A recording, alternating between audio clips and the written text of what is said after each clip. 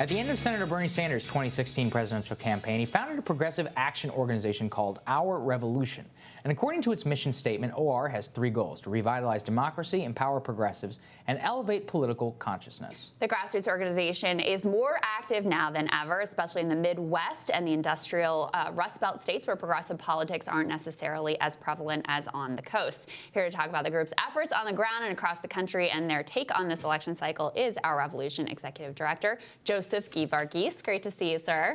Wonderful to be here. Yeah, it's great to see you. So, tell us what you're up to.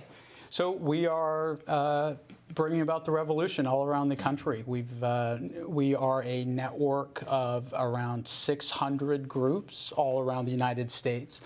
And our grassroots members are organizing, and they're not just waiting for the 2020 election. They're organizing around transforming the Democratic Party. They're organizing around advancing progressive issues locally, and they're organizing around electing progressive champions all up and down the ballot. Yeah, so I'm very interested to hear a little bit more about your work in the industrial Midwest. Tell me about some of the issues that are resonating the most there. And obviously, those are the swing states that are going to decide the 2020 presidential election. What messaging there is working particularly well for you?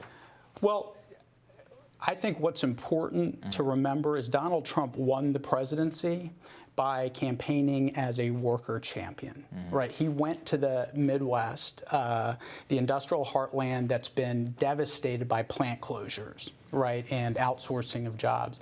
And Trump went there and he said, I'm going to be a worker champion. I'm going to bring back jobs. I'm going to reinvest in America. And that put him in the White House. 200 counties voted for Barack Obama, flipped to Donald Trump. That's right. Right. These were places like Lordstown, Ohio. Lordstown is Trumbull County. You know, that place hasn't voted for a Democrat since, it hasn't voted for a Republican in 70 years. Right. So these are strong union Democratic strongholds that flipped. And the question is, what happened?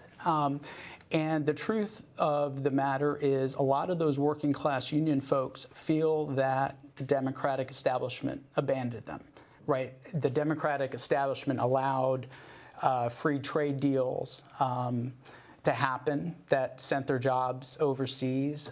Democratic establishment allowed unions to be eviscerated, right, where workers lost their bargaining power, their standard of living has decreased.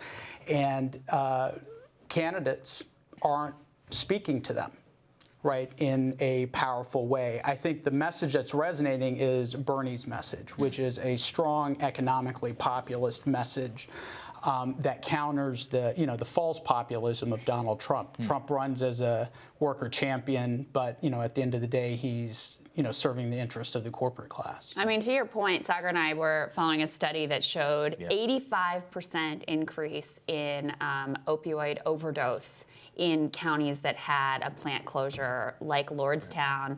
But I wanted to ask you, how are Democrats doing with that messaging? How does it fit with impeachment? Because we hear a lot more about Ukraine than we hear about some of those numbers and facts that you're laying out here in that economic case.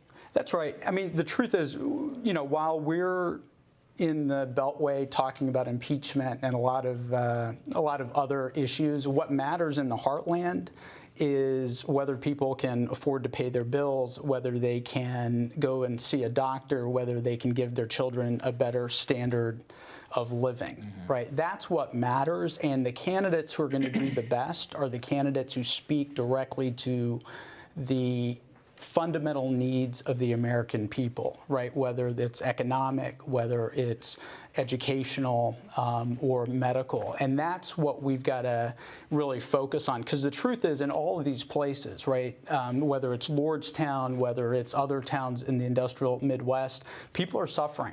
Right, drug use is skyrocketing.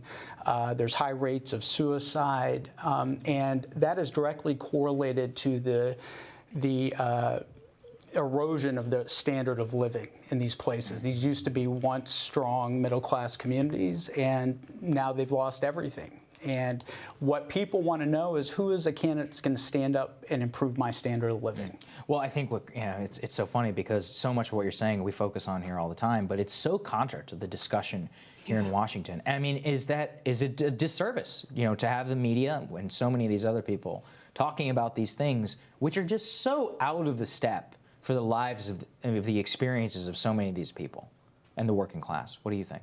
No, I think that's true. I think there is a disconnect between what people see on TV or see on the Twitter, in the Twitter universe, and their lived experience. Yeah. And at the end of the day, people want a candidate or a set of candidates who are going to fight to improve their standard of living, right? Every conversation I've had with people out in the Midwest or around the country, they don't talk about impeachment. They talk about, can I get health care? They talk about, can I afford to send my kid to college, right? That's what matters to people, and that's what we should be focused on, right? So the knock on our revolution and on progressive candidates in general, I hear from establishment Democrats, DCCC, Sherry Bustos, et cetera, is that it was predominantly moderate Democrats who won back the House, and progressives didn't win as often. Our revolution endorsed candidates didn't win as often. What's your response to that? My response to that is we have an incredibly powerful movement that has put Bernie Sanders at the front of the pack. We have elected unprecedented numbers of progressives up and down the ballot, everything from dog catcher to county commissioner. We've advanced progressive issues, issues that people said were impossible, whether it's the 15 minimum wage, whether it's expanding access to health care, whether it's expanding affordable housing. I think if you look all over the country, you're seeing the beginning of a powerful progressive movement, right?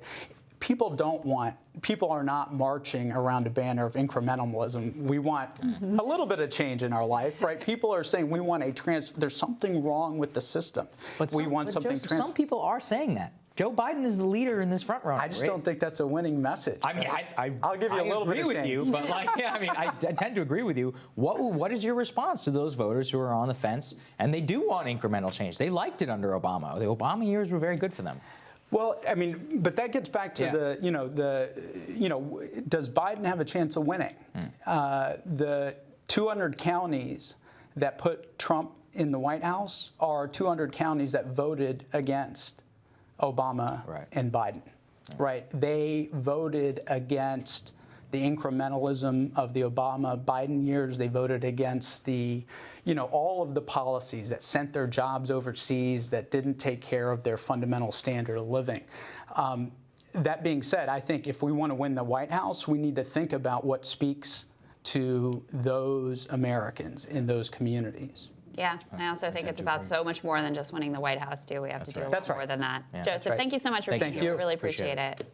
Next on Rising, two front runners are taking the gloves off and finally attacking each other's records. We're going to look at the clashes between Biden and Bernie with Team Rising. That's next.